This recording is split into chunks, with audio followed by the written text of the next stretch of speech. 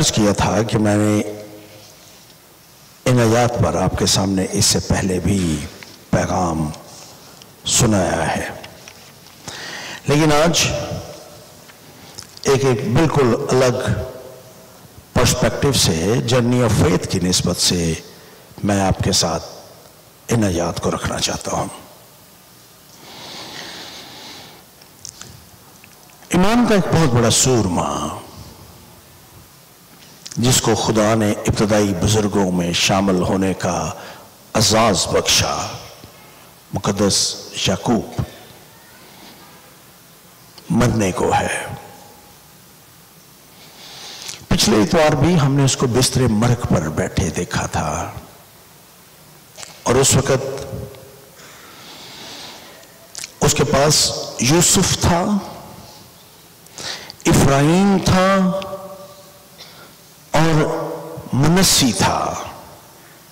تین نسلیں اس کے بستر کے پاس موجود تھیں، اور میں نے آپ کے ساتھ بیان کیا تھا کہ یہ بہت ہی شخصی اور ذاتی قسم کی ملاقات تھی۔ اس میں کسی اور کو شریک نہیں کیا گیا، صرف یعقوب ہے، یوسف ہے اور اس کے دونوں بیٹے ہیں۔ یوسف ان کے ساتھ اپنی زندگی کے انتہائی شخصی ذاتی معاملات کو زیر بحث لاتا ہے، اپنے ماضی کو یاد کرتا ہے، یوسف کی ماں راخل کو یاد کرتا ہے، اس فرشتے کو یاد کرتا ہے جو بیتیل میں اس کو نظر آیا، اور اس فرشتے کو یاد کرتا ہے جس کے ساتھ یبوک کے گھاٹ پر اس نے کشتی لڑی تھی ساری رات۔ اس کے فوراً بعد 49ویں باب میں یعقوب اپنے دیگر بیٹوں کو بھی بلا لیتا ہے، اور اب شاید افرایم اور منسی وہاں پر نہیں ہے۔ بستر وہی ہے، بزرگ وہی ہے، ایک انتہائی اینشنٹ پیٹریارک جیکب یعقوب ہے، اور اس کے 12 بیٹے ہیں اس کی چارپائی کے ارد گرد۔ یوں لگتا ہے کہ اب بڑا خاص وقت ہونے والا ہے۔ یعقوب نے اپنی زندگی کے 147 برس پورے کر لیے ہیں۔ ساری زندگی وہ مشکلات کا شکار رہا تھا، لیکن اس کے باوجود اس نے بھرپور زندگی گزاری جو خدا کی رحمتوں سے معمور تھی۔ صرف ان چند برسوں کے جو اس نے ہاران میں گزارے تھے، جب وہ اپنے باپ کے گھر سے فرار ہو کر ہاران میں پہنچا تھا، اس وقت وہ کہتا ہے کہ اس کے پاس صرف ایک لاٹھی تھی، لیکن جب وہ ہاران سے واپس آیا تھا تو اس کے پاس مال مویشی کے ریوڑ تھے، اس کے پاس اس کی وہ خواتین 4 خواتین تھیں جس میں سے اس کی اولاد پیدا ہوئی تھی۔ اس کی محبوب بیوی راخل بھی اس کے ساتھ تھی، سارے بیٹے تھے، ایک بیٹی بھی تھی۔ یہ اس وقت ہاران سے نکلے تھے۔ سو یعقوب نے ایک بڑی رحمتوں سے معمور زندگی گزاری تھی، لیکن اب اس دنیا کو چھوڑنے سے پہلے وہ اپنے بیٹوں کو اپنے بستر کے پاس جمع کرتا ہے تاکہ وہ ان کے ساتھ آخری بار بات چیت کر سکے۔ آپ جانتے ہیں کہ جو آخری بات چیت ہوتی ہے کسی دنیا سے جانے والے شخص کی، وہ بڑی خاص ہوتی ہے۔ یعقوب بڑے نپے تلے الفاظ میں اپنے بیٹوں سے مخاطب ہوتا ہے اور ان کے مستقبل کے بارے میں ان سے بات کرتا ہے، اور ان کے بارے میں ان کو بتاتا ہے کہ آنے والے دنوں میں ان کے ساتھ، ان کی اولاد کے ساتھ کیا کیا ہوگا۔ وہ ان برسوں کے بارے میں بات کرتا ہے جب بنی اسرائیل ایک عظیم سلطنت کا یا بادشاہت کی بنیاد رکھیں گے، اس کے بارے میں بات کرتا ہے، اور اس میں وہ یہ بات کرتا ہے کہ اس کے ان 12 بیٹوں کا کیا حصہ ہوگا، کیا کیا کردار ہوگا ان کا، ان کی اولاد کا، ان کی آنے والی نسلوں کا۔ یعقوب کے ہر بیٹے کے بارے میں 49ویں باب میں پیشین گوئی کی گئی ہے، اور یہ اس وقت سارے بیٹے اس کے پاس اس کے بستر کے ارد گرد کھڑے تھے۔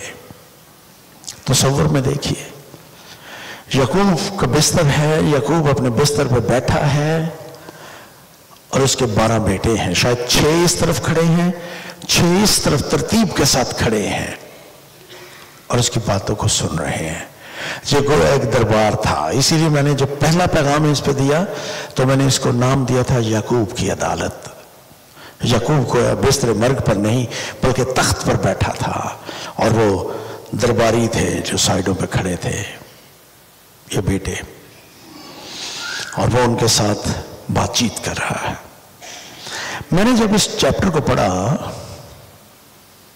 49ویں باب کو، اور یعقوب کی باتوں کو میں نے ان پر غور کیا، اور پھر چونکہ میں طالب علم ہوں تاریخ کا، مجھے بہت سی چیزیں، ساری چیزیں تو نہیں لیکن بہت سی چیزیں مجھے ازبر یاد ہیں بنی اسرائیل کی تاریخ کی نسبت سے۔ سو مجھے پتا ہے کہ کیا کیا ہوا تھا بعد ازاں جب سلطنت بنی تھی، اور وہ ساری باتیں جو یہاں پر یعقوب 49ویں باب میں کہتا ہے لفظ بلفظ پوری ہوئیں۔ مجھے یوں لگتا ہے کہ یہ باتیں شاید ان واقعات کے ہونے کے بعد کہیں گئی ہیں، ایسے لگتا ہے، کیونکہ ساری باتیں مکمل طور پہ جیسا یعقوب نے کہا ویسے ہی پوری ہوئیں۔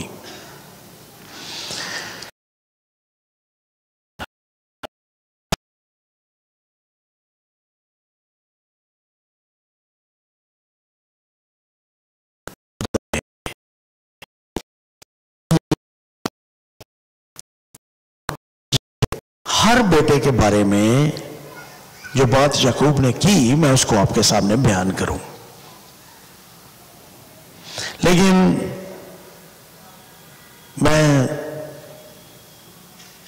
چند ایک باتوں کو آپ کے ساتھ بیان کروں گا، وہ باتیں جو یعقوب کو خدا کے پاک روح نے بتائیں اور جو سینکڑوں سال بعد پوری ہوئیں۔ چند ایک باتیں، میں صرف ایک چھوٹا سا تعارف اس چیپٹر کا آپ کے ساتھ رکھنا چاہتا ہوں۔ اگر آپ یعقوب کے الفاظ پر غور کریں جو اس نے اپنے بیٹوں سے کہے، تو آپ یعقوب کے بیٹوں کو 3 گروہوں میں تقسیم کر سکتے ہیں۔ پہلا گروہ ان بیٹوں پر مشتمل ہے جو نااہل قرار پائے، جن کے بارے میں یعقوب برکت کی بات نہیں کرتا، سزا کی بات کرتا ہے، اور ان میں روبن ہے، شمعون ہے، لاوی ہے اور دان ہے۔ کتنے بیٹوں کے نام لیے میں نے؟ 4 بیٹوں کے نام لیے۔ شمعون ہے، لاوی ہے، روبن، پہلے روبن ہے، شمعون ہے، لاوی ہے اور دان ہے، 4 بیٹے۔ ان کے بارے میں کوئی برکت نہیں ہے یعقوب کے منہ میں اس دن، اس کے لفظوں میں، بلکہ وہ ان کے لیے سزا کی باتیں کرتا ہے۔ پھر کچھ بیٹوں کے بارے میں اس کے الفاظ بیان کرتے ہیں کہ وہ اس کے بیٹوں میں ممتاز ٹھہرے، سرفراز ہوئے، ان کو برکتیں نصیب ہونے والی تھیں۔ یہ ایسے بیٹے بھی ہیں اس فہرست میں جن کو عام طور پہ ہم اتنی زیادہ اہمیت نہیں دیتے، لیکن اس کے باوجود یعقوب اپنے بستر مرگ پر ان کے لیے اور آئندہ بادشاہت میں ان کے لیے بلند مقام کی بات کرتا ہے، ان کے لیے اجر اور برکتوں کی بات کرتا ہے۔ اور ان میں ہیں یہودا، زبولون، اشکار، نفتالی اور بنیامین۔ یہودا ہے، زبلون ہے، اشکار ہے، جد ہے، آشر ہے، نفتالی ہے اور بنیامین ہے۔ کتنے لوگوں کے نام میں نے لیے؟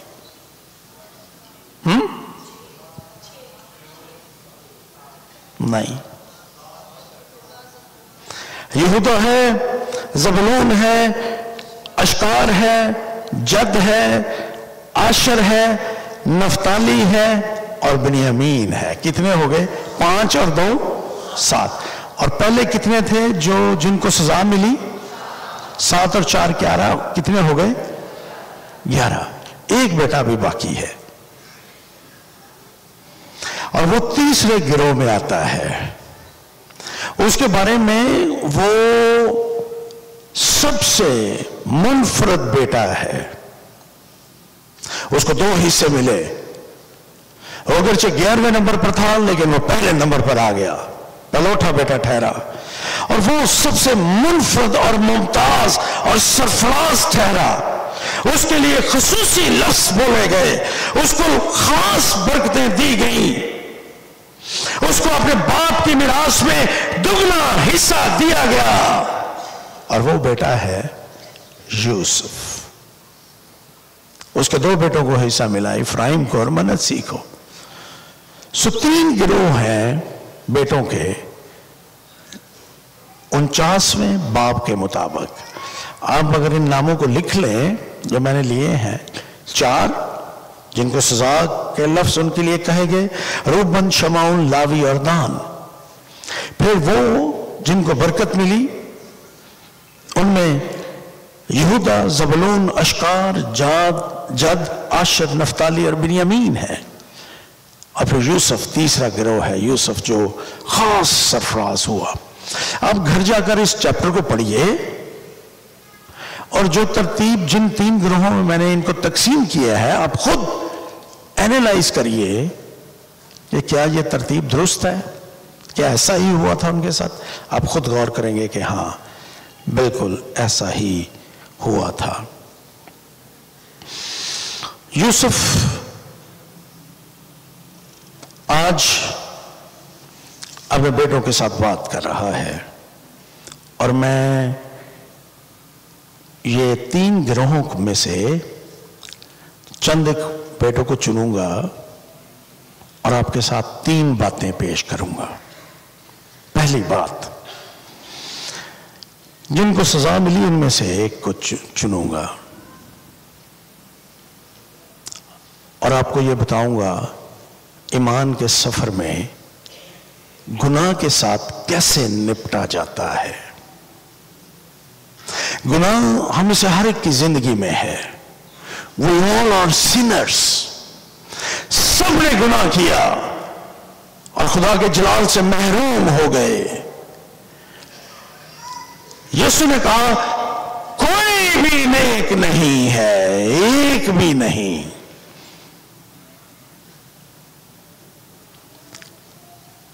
ایک بیٹے کا ذکر کروں گا پہلے گروہ میں سے جس نے اپنے گناہ کو چھپایا تھا۔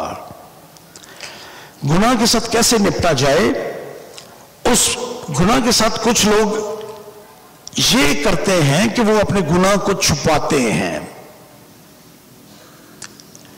اپنے گناہ کا اقرار نہیں کرتے بلکہ اپنے گناہ کو چھپاتے ہیں۔ بڑے حضرت ہیں لوگ اپنے گناہ کو چھپا کر دوسروں کی غلطیاں نکالتے ہیں اور سمجھتے ہیں کہ ہم راست باز ہیں، لیکن ایسا نہیں ہے۔ ہم آج ایک ایسے شخص کے بارے میں دیکھنے والے ہیں جس نے اپنے گناہ کو چھپایا، اور جب اس نے اس گناہ کو جو اس نے کیا تھا چھپایا، تقریباً 4 دہائیوں کے بعد وہ گناہ ظاہر ہو گیا۔ آئیے غور کریں، 3 اور 4 آیت میں اس کا ذکر کیا گیا ہے۔ 49واں باب اس کی 3 اور 4 آیت۔ اے روبن، تو میرا پلوٹا، میری قوت اور میری شاہزوری کا پہلا پھل ہے، تو میرے روب کی اور میری طاقت کی شان ہے،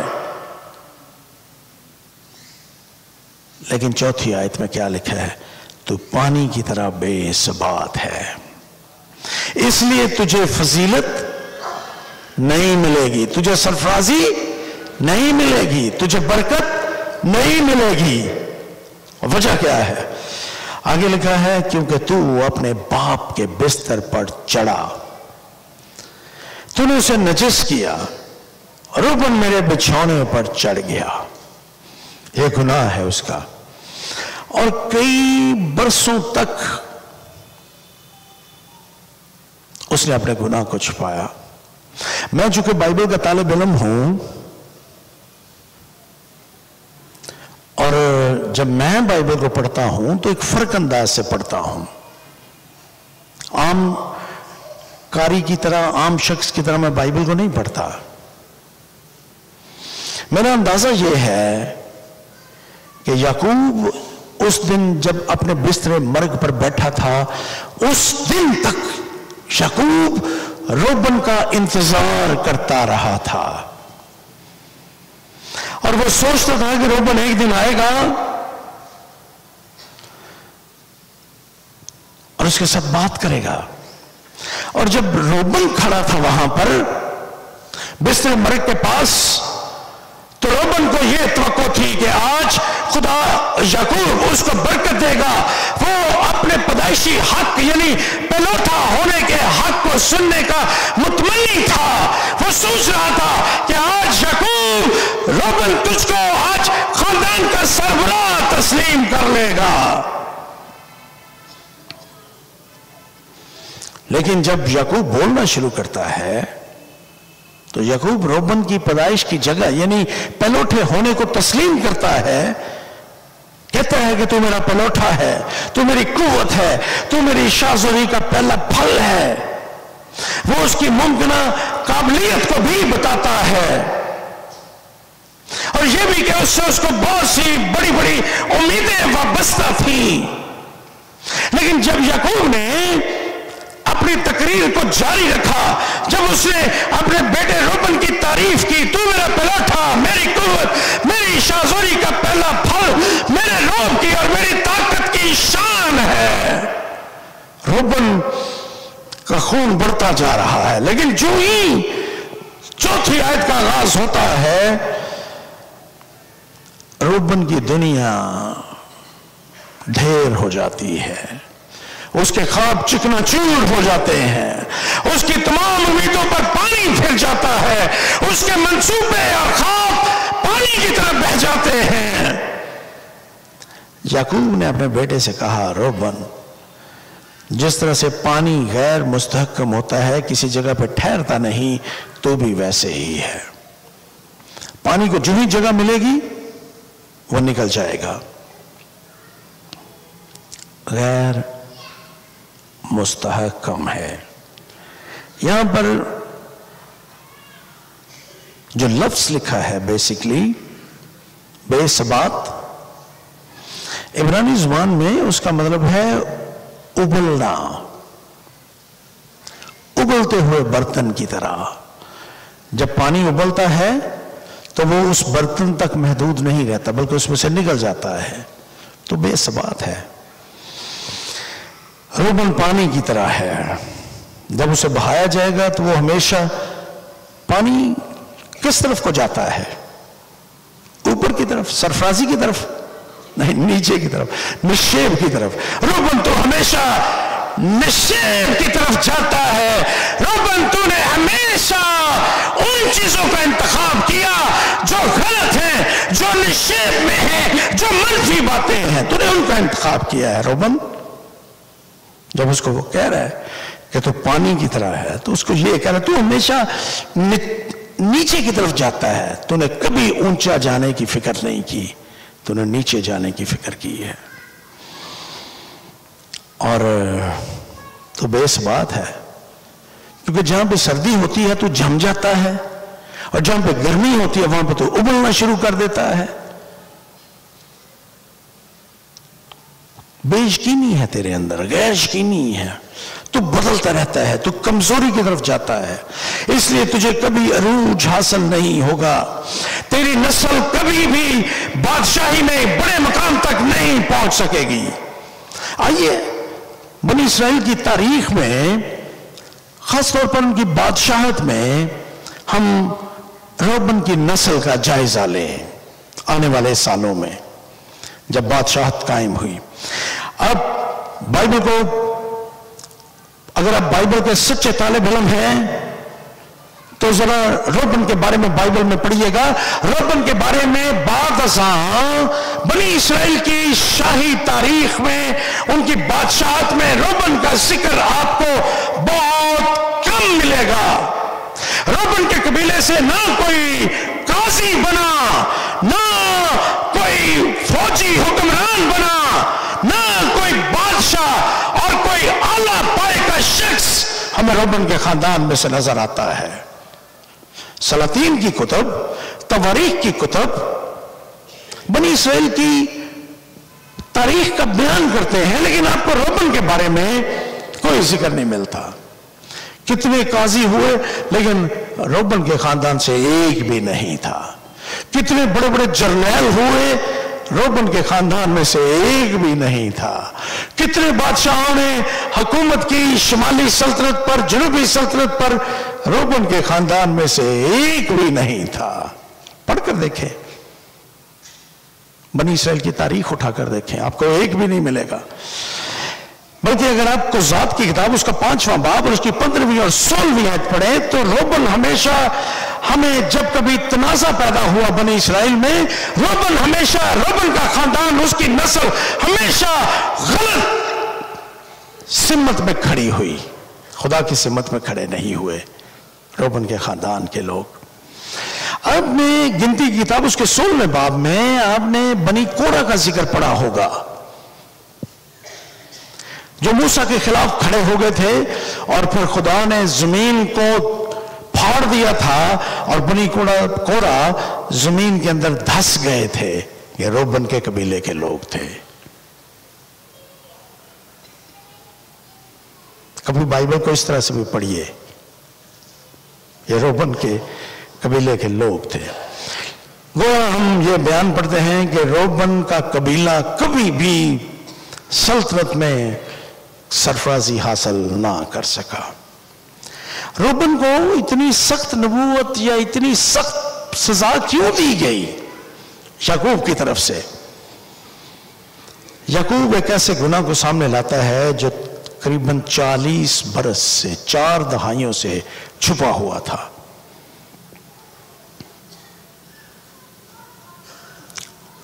پوشیدہ گناہ تھا روبن کا۔ روبن نے سمجھا کہ یہ چھپ چکا ہے۔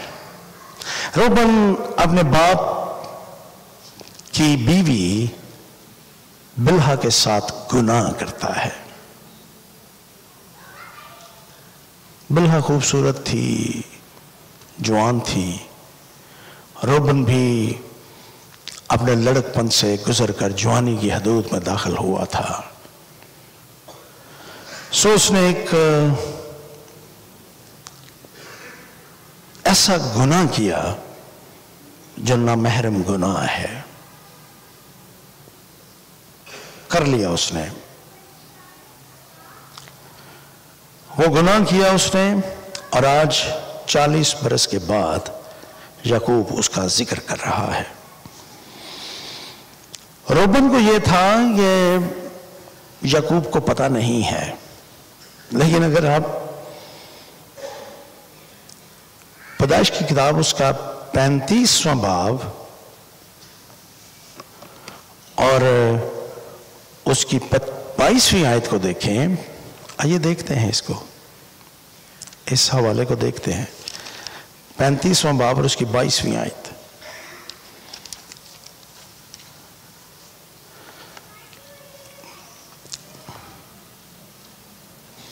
یہاں پر یوں لکھا ہے، ذرا غور سے سنیے گا۔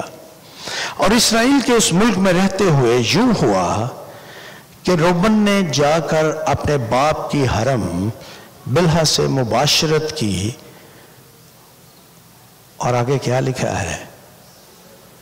اور اسرائیل کو یہ معلوم ہو گیا۔ یعقوب کو اسی دن پتا چل گیا تھا کہ روبن نے کیا کام کیا ہے، لیکن یعقوب 40 برس خاموش رہا۔ وہ 40 برس تک انتظار کرتا رہا روبن کا کہ کسی دن روبن آئے گا اور اپنے باپ کے سامنے آ کر کہے گا، اے باپ میں نے یہ گناہ کیا، مجھے معاف کر دے۔ لیکن 40 برس گزر گئے، روبن نے ایسا نہ کیا۔ یعقوب اپنے بیٹے کا انتظار کرتا رہا تاکہ وہ معافی مانگے، لیکن روبن نے کبھی ایسا نہ کیا۔ اور آج 4 دہائیوں کے بعد یعقوب اچانک روبن کی بات کرتے ہوئے روبن کے اس گناہ کا بیان کرتا ہے۔ اگر آپ تھوڑی دیر کے لیے اپنے تصور میں دیکھیں کہ یعقوب بات کر رہا ہے روبن کے بارے میں، تو آپ کو یعقوب جو بزرگ تھا 147 برس اس کی عمر تھی، لیکن آپ کو اس کی آنکھوں میں غصے کی تیز چمک دکھائی دے گی۔ اسے بڑے غصے سے کہا، روبن تو اپنے باپ کے بستر پر چڑھا، تو نے اسے نجس کر دیا۔ غصے سے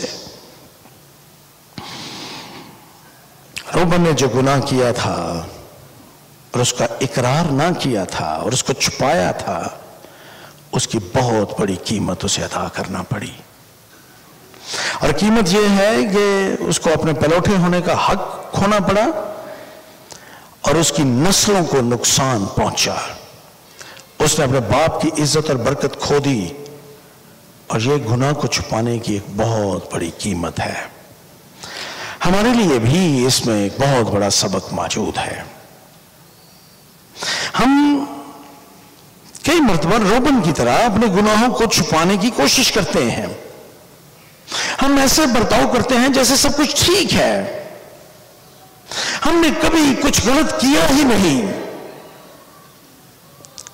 لیکن وہ راز اور وہ گناہ ہمارے دلوں میں ناسور بنتا جاتا ہے۔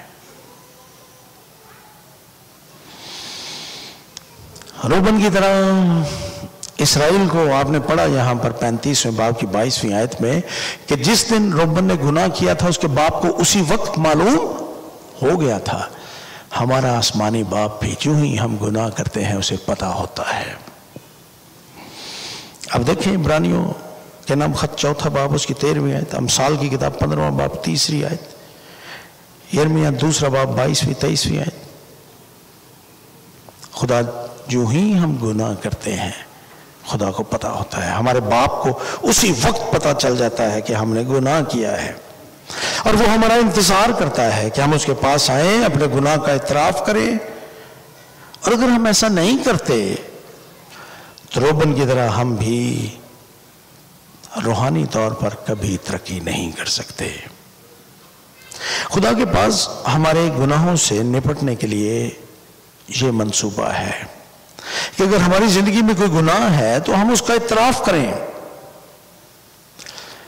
پہلا یوحنا 1 باب اور اس کی 9ویں آیت، اقرار کریں اپنے گناہوں کا تاکہ آپ معافی حاصل کر سکیں۔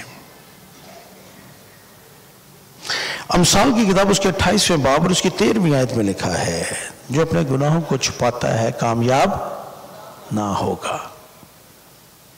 روبن نے اپنے گناہوں کو چھپایا اور وہ کامیاب نہ ہوا۔ خدا چاہتا ہے کہ ہم اپنے گناہوں کا اقرار کریں۔ اگر آج ہم اپنے گناہوں کا اقرار نہیں کریں گے تو ایک دن جب ہم خدا کے تخت عدالت کے سامنے کھڑے ہوں گے، ہمارے گناہ کو ساری دنیا کے سامنے ظاہر کر دیا جائے گا۔ یہ بات اگر روبن اپنے باپ کے پاس آ جاتا ان 40 برسوں میں، تو یہ بات روبن اور یعقوب کے درمیان رہتی، لیکن چونکہ روبن نے ایسا کیا نہیں، اس لیے آج اس کے سارے بھائی سن رہے ہیں کہ روبن نے کیا کیا تھا، اور وہ ایک دوسرے کی طرف اشارے کر، یار ہمیں تو نہیں پتا اس چیز کا، روبن نے یہ کیا تھا، اچھا ہوا اس کو یہ سزا مل رہی ہے نا۔ تو وہ سب کے سامنے ایسا کرتے ہیں۔ جب ہم خدا کے سامنے اقرار نہیں کرتے تو پھر تادیب اور سزا کے سوا کسی اور چیز کی توقع نہ کریں خدا سے۔ ہم میں سے ہر ایک کو اپنے گناہوں کا اقرار کرنا ہے۔ اور آج صبح میں اس پہلے نقطے کی روشنی میں آپ سے یہ کہوں گا، اگر آپ اپنے گناہوں کو چھپا رہے ہیں تو آپ خدا کے طریقے کے خلاف گناہ سے نپٹ رہے ہیں۔ خدا کے طریقے کے مطابق گناہ سے نپٹیے، اور وہ یہ ہے کہ اقرار کیجیے۔ دوسری بات میں آپ کے ساتھ رکھنا چاہتا ہوں، پہلی بات میں نے آپ کے سامنے کی، گناہ سے نپٹنے کا ایک طریقہ ہے کہ ہم اقرار کریں۔ اب دوسری بات میں آپ کے سامنے اس ٹیکسٹ میں سے رکھنا چاہتا ہوں، اور وہ 5ویں، 6 اور 7ویں آیت میں ہے۔ کچھ لوگ مسلسل گناہ کے اثر میں رہتے ہیں، اور اس کے لیے یہاں پر شمعون اور لاوی کا ذکر کیا گیا ہے۔ شمعون اور لاوی تو بھائی بھائی ہیں، لیکن ان کی تلواریں ظلم کے ہتھیار ہیں۔ اے میری جان، ان کے مشورے میں شریک نہ ہو، ان کے مشورے میں شریک نہ ہو۔ اے میری بزرگی، ان کی مجلس میں شامل نہ ہو، کیونکہ انہوں نے اپنے غضب میں ایک مرد کو قتل کیا اور اپنی خود رائی سے بیلوں کی نہیں، بیلوں کی کونچیں کاٹ ڈالی۔ مفہوم بدل جاتا ہے لفظوں کا۔ بیلوں کی کونچیں کاٹ ڈالی، کاٹیں اپنی خود رائی سے انہوں نے۔ یعقوب شمعون اور لاوی کی طرف متوجہ ہوتا ہے اور ان پر ظلم و تشدد سے بھرے ہونے کا الزام لگاتا ہے، اور ان کے بارے میں یہ کہتا ہے کہ وہ بغیر سوچے سمجھے لاپرواہی سے کام کرتے ہیں اور بہت نقصان پہنچاتے ہیں۔ یہ لوگ غصے اور خود سری میں رہتے ہیں، نتائج کی پرواہ کیے بغیر یہ کام کرتے ہیں۔ انہوں نے اپنے گناہ کو چھپایا نہیں،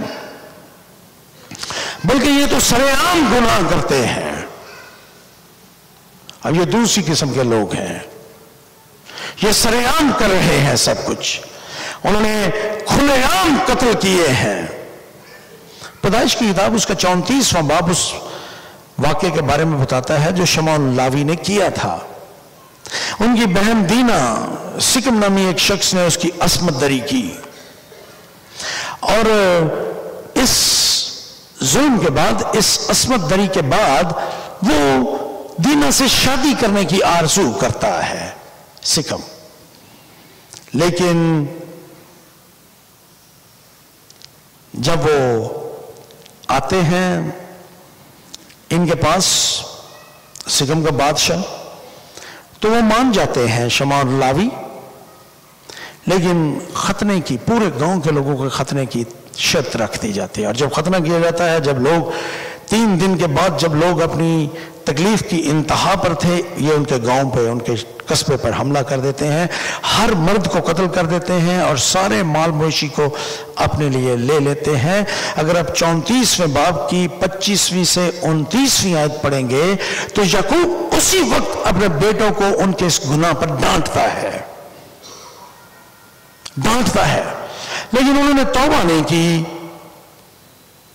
نہ اسے درست کیا۔ 30ویں اور 31ویں آیت کو بھی پڑھیے، نہ انہوں نے توبہ کی، نہ انہوں نے اپنے کاموں کو درست کیا، اور ان چیزوں نے، ان کے اس گناہ نے ان کی آنے والی نسلوں کو بہت نقصان پہنچایا۔ آئیے ان کا بھی جائزہ لیں، ان کے ساتھ کیا ہوا۔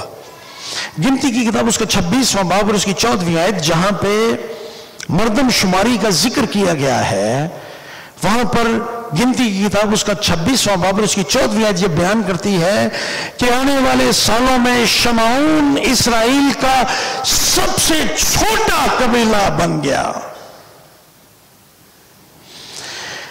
جب استثناء کی کتاب میں اس کے 33ویں باب میں مقدس موسیٰ برکت کا اعلان کرتا ہے تو شمعون کو چھوڑ دیا گیا، اس کے لیے برکت کا اعلان ہی نہ کیا گیا۔ اور جب تقسیم کیا گیا علاقہ یشوع کی کتاب کے مطابق تو شمعون کو یہودا کے ساتھ علاقہ بانٹنے کے لیے کہا گیا، کیونکہ شمعون چھوٹا قبیلہ تھا۔ یوسیہ کے زمانے تک شمعون کے قبیلے کو منسی، افرایم اور نفتالی کے ساتھ شمار کیا جاتا رہا۔ پورے ملک میں بکھر گئے یہ لوگ، شمعون کے قبیلے کے لوگ۔ لاوی بھی بکھر گئے، لاوی بعد ازاں کاہن بنے، لیکن یہ ایک اور واقعہ ہے۔ خروج کی کتاب اس کے 32ویں باب اور اس کی 36ویں آیت کے مطابق بال فغور کے مقام پر جب موسیٰ کو اسرائیلیوں کی بغاوت کا سامنا کرنا پڑا تو موسیٰ نے پوچھا کہ خداوند کی طرف کون ہے؟ تو لاوی خداوند کی طرف آ گئے، اور پھر انعام کے طور پر انہیں کاہنوں کا قبیلہ بنا دیا گیا۔ موسیٰ خود بھی اسی قبیلے سے تھا، اس لیے ان کو کاہن یا خدا کے خادم بننے کا حق بخشا، لیکن ان کو کوئی میراث نہ ملی۔ وہ کچھ بھی اسرائیل کی بادشاہی میں حاصل نہ کر پائے۔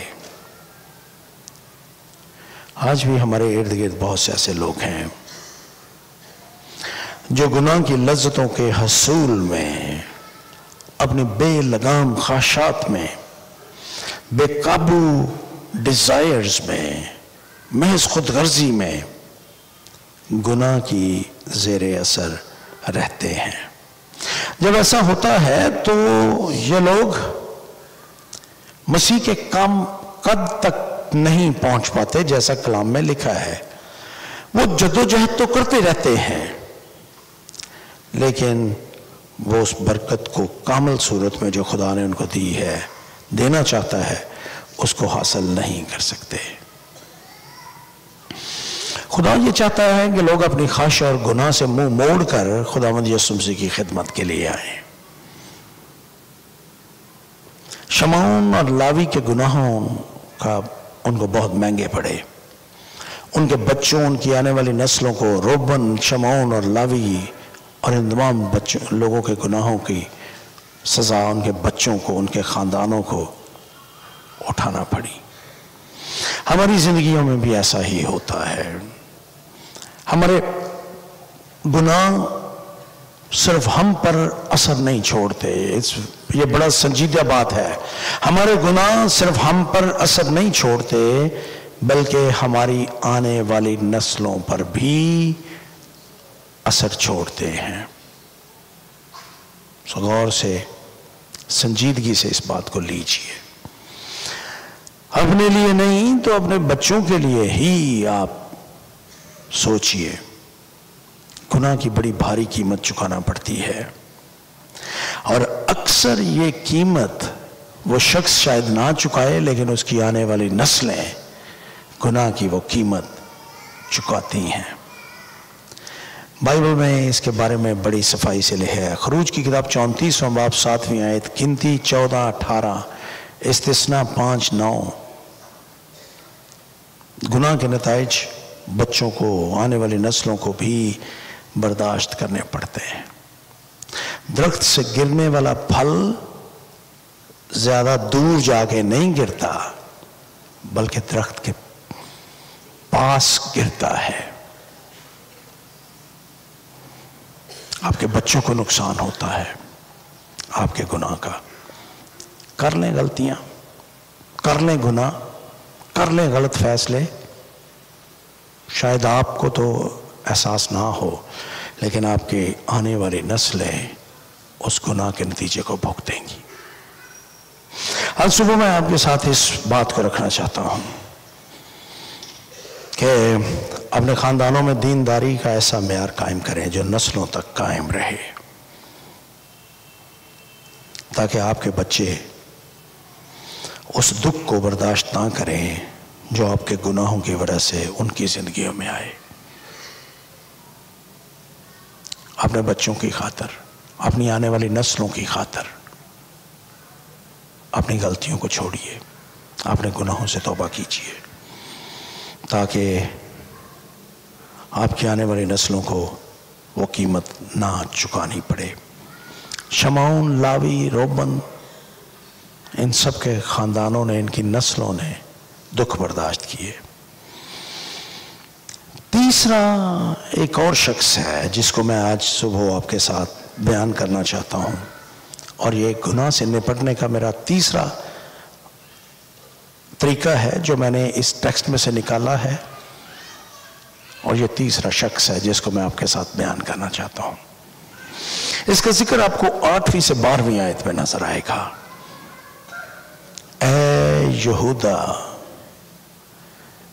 تیرے بھائی تیری مدح کریں گے، تیرا ہاتھ تیرے دشمنوں کی گردن پر ہوگا، تیرے باپ کی اولاد تیرے آگے سرنگوں ہوگی۔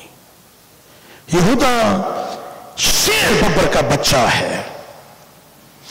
اے میرے بیٹے، تو شکار مار کر چل دیا ہے۔ وہ شیر ببر، بلکہ شیرنی کی طرح دبک کر بیٹھ گیا، کون اسے چھیڑے گا؟ کون اسے چھیڑے گا؟ یہودا سے سلطنت نہیں چھوٹے گی، نہ اس کی نسل سے حکومت کا عصا موقوف ہوگا، جب تک شیلو نہ آئے۔ اور قومیں اس کی متین ہوں گی۔ وہ اپنا جوان گدھا انگور کے درخت سے اور اپنا گدھی کا بچہ اعلیٰ درجے کے انگور کے درخت سے باندھا کرے گا۔ وہ اپنا لباس مے میں اور اپنے پوشاک آب انگور میں دھویا کرے گا۔ اس کی آنکھیں مے کے سبب سے لال اور اس کے دانت دودھ کی وجہ سے سفید رہا کریں گے۔ یہ تیسرا شخص ہے، اور گناہ سے نپٹنے کا تیسرا طریقہ ہے جس کو میں آج صبح آپ کے ساتھ بیان کرنا چاہتا ہوں۔ اس دن قطار میں جو دونوں طرف بھائی کھڑے ہیں، ان میں سے اگلا نمبر یہودا کا ہے، اور یہودا تھر تھر کانپ رہا ہے وہاں پر۔ تھوڑی دیر کے تصور کیجئے، کیونکہ اس کو پتا ہے کہ اس نے کیا کچھ کیا تھا اپنی زندگی میں۔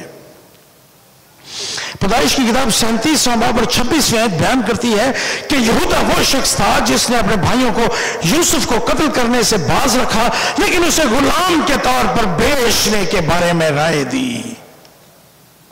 یہ نہیں کہا کہ اس کو معاف کر دیں، بلکہ اس کو بیچ دیں۔ 37واں باب اور اس کی 31ویں سے 35ویں آیت کو پڑھیں۔ یہودا اس جھوٹ کا حصہ تھا جس نے یعقوب کے دل کو توڑ دیا جب اسے بتایا گیا کہ یوسف مر گیا۔ پیدائش کی کتاب 38واں باب اور اس کی پہلی آیت بیان کرتی ہے کہ یہودا نے اپنے لیے ایک بے ایمان، بے اعتقاد کنانی عورت کا انتخاب کیا اور اس سے شادی کی جس سے خدا نے منع کیا تھا۔ پیدائش کی کتاب اس کا 38واں باب 7ویں سے 10ویں آیت بیان کرتی ہے کہ اس کے 2 بیٹے ایر اور انان پیدا ہوئے جو اتنے برے تھے کہ خدا نے ان کو مار دیا۔ پیدائش کی کتاب 38واں باب 12ویں سے 16ویں آیت بیان کرتی ہے کہ یہودا ایک ایسا شخص تھا جو جسمانی خواہشات کے زیر اثر رہتا تھا، اور اپنی بیوی کے مرنے کے بعد وہ جسم فروش خاتون کے پاس جاتا ہے۔ پیدائش کی کتاب 38واں باب 12ویں سے 23ویں آیت، یہودا اپنی بہو کے ساتھ زنائے محرم کا مرتکب ہوا۔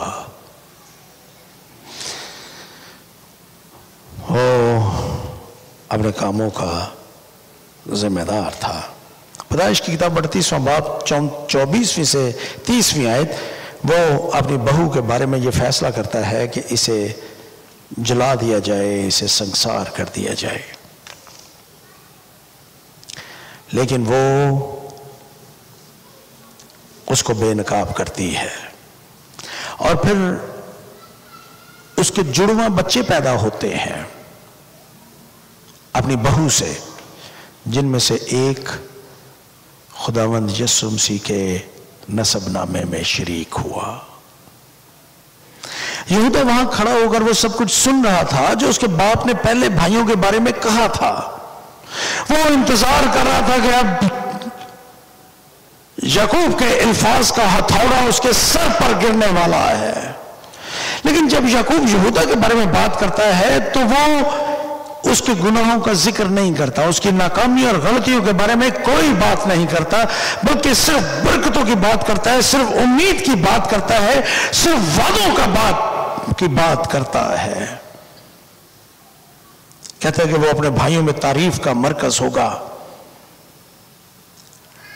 जब बनी इसराइल बियाबान में से गुजर रहे थे तो उसी वक्त भी यहूदा उनकी क़यादत कर रहा था। यहूदा का कबीला वो एक फातेह होगा, जबरदस्त शेर की तरह मजबूत और बहादुर होगा। बिलहर यहूदा तमाम कबीलों में सरफराज हो गया। बादशाह उसके खानदान से आएंगे, यह भी लिखा है यहां पर। दाऊद और सुलेमान उसकी नस्ल से थे। और सबसे बढ़कर यह कहा उसकी नस्ल से हुकूमत का आसा मकूफ ना होगा जब तक शेलो ना आए। ये शेलो कौन है? एक बहुत बड़ा बादशाह जो एक दिन यहूदा की नस्ल से आएगा।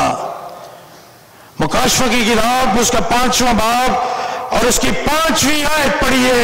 यहूदा के कबीले का बब्बर शेर और उसका नाम यीशु रखेंगे, क्योंकि वही अपने लोगों को उनके गुनाहों से निजात देगा।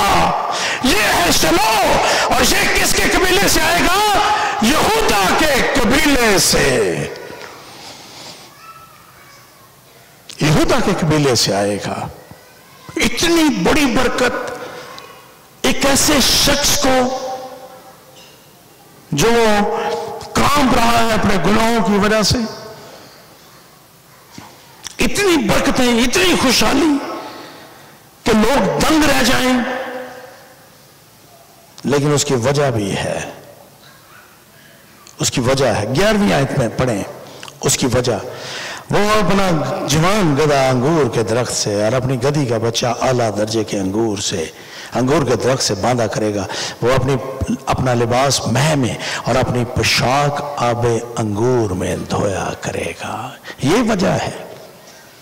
अब सोचेंगे कि ये क्या वजह है कि वो अपना गधा अंगूर के दरख्त के बेल के साथ बांधेगा? ये क्या वजह है? वजह है वहां पर लिखा है उसने अपने लिबास को मैह और अपने कपड़ों को अंगूर के मैह से धोया है। यीशु ने क्या कहा था अपने बारे में? अंगूर का हकीकी दरख्त मैं हूं, अंगूर का हकीकी दरख्त। और यहां पर यहूदा के बारे में यह लिखा है कि वो अपनी पोशाक अंगूर में यीशु के खून में धोएगा। यीशु का लहू उसे पाक और साफ करेगा। यह मफहूम है इसका। इसलिए वो बरकत पा रहा है, इसलिए उसके साथ उम्मीद का वादे किए गए हैं, इसलिए उसको सरफराजी अता की गई है, क्योंकि उसने अब्बे अंगूर में अपने लिबास को धोया है। इसलिए उसको मुआफ कर दिया गया। उसके गुनाहों का दोबारा जिक्र नहीं किया गया। याकूब जब उसके गुनाहों का जिक्र नहीं करता तो ऐसे जाहिर होता है जैसे उसने गुनाह किए ही नहीं। और मेरे और आपके बारे में भी ऐसे ही है। जब मैं और आप यीशु के लहू में अपने आप को धोते हैं, जब यूहन्ना के खत के मुताबिक यीशु का लहू हमें तमाम गुनाहों से पाक और साफ करता है, उसके बाद गोया हमारे गुनाहों का वजूद बाकी नहीं रहता। ज़बूर नवीस के मुताबिक वो हमारे गुनाहों को जैसे पूरब से पश्चिम दूर है उतनी दूर फेंक देता है, और फिर हमारे गुनाहों का कोई तस्करा, कोई जिक्र बाकी ہمارے گناہ مٹ جاتے ہیں ہمیشہ ہمیشہ کے لیے۔ کیا آپ ایسا چاہتے ہیں؟ کیا آپ کی یہ خواہش ہے کہ جتنے گناہ آپ نے اپنی ساری زندگی میں کیے، جتنی بھی آپ کی عمر ہے، وہ مٹ جائیں، آپ کی غلطیوں کا کوئی ذکر ہی نہ کرے؟ کیا آپ ایسا چاہتے ہیں؟ اگر آپ چاہتے ہیں تو پھر آپ کو اپنا لباس اور اپنی زندگی آب انگور میں، حقیقی انگور کے خون میں، یسوع کے لہو سے دھونا پڑے گا آپ کو اپنے آپ کو۔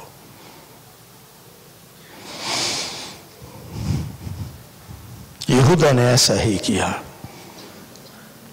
اگر آپ اپنے گناہوں کو چھپانے کی کوشش کرتے ہیں تو چھپی نہ رہے گی۔ اگر آپ گناہوں کے زیر اثر ہیں، آپ کی آنے والی نسلوں کو اس کی قیمت چکانی پڑے گی۔ لیکن اگر آج صبح آپ یسوع کے لہو سے اپنے آپ کو دھو لیں گے تو جتنی غلطیاں آج تک آپ نے کی ہیں ان کا ذکر بھی نہیں ہوگا۔ کیا آپ چاہتے ہیں کہ آپ کے گناہ خدا کے تخت عدالت کے سامنے سارے سنیں؟ ہاں؟ یا آپ چاہتے ہیں کہ ان کا تذکرہ بھی نہ ہو؟ اگر آپ چاہتے ہیں کہ ان کا تذکرہ بھی نہ ہو تو آئیے اپنے سروں کو جھکائیں اور یسوع کے لہو کو پکاریں۔